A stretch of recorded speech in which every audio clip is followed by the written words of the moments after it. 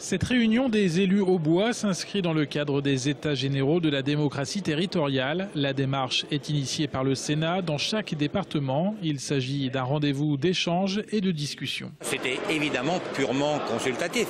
C'est à nous après d'en faire notre profit, de nourrir notre réflexion et de le transformer en acte quand on le peut. Le but, c'est de prendre en compte ces avis, ces remarques et ensuite de pouvoir en faire part à la présidence du Sénat à l'occasion des États généraux nationaux qui se tiendront à Paris. Ce samedi, les maires et autres conseillers généraux et régionaux étaient invités à cette consultation par François Baroin, le président de l'Association des maires de l'Aube, et Philippe Anneau, le sénateur président du Conseil général. Pendant 1h30, tous les dossiers importants du moment concernant les collectivités locales ont été abordés. C'est normal, c'est notre quotidien, donc on est parfaitement au courant des problèmes de fiscalité, de système électoral, de représentativité, de juristes, de services.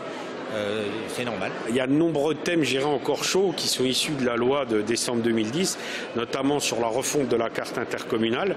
Alors, se posent encore des questions sur l'opportunité de certaines fusions de deux communautés de communes pour atteindre certains seuils d'habitants.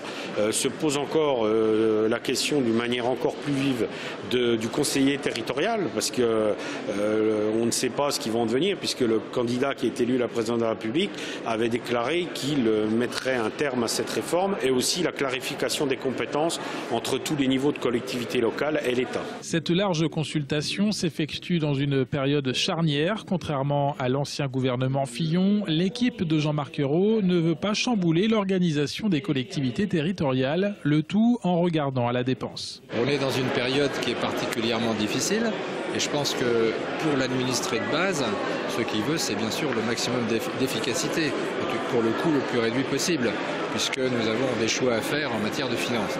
Donc le but, c'est de se dire, est-ce que notre administration est la plus efficace possible? Le message des élus au bois, le fruit de cette consultation dans la salle des fêtes de l'hôtel de ville de Troyes, sera porté à Paris par une délégation du département les 4 et 5 octobre prochains lors des États généraux nationaux.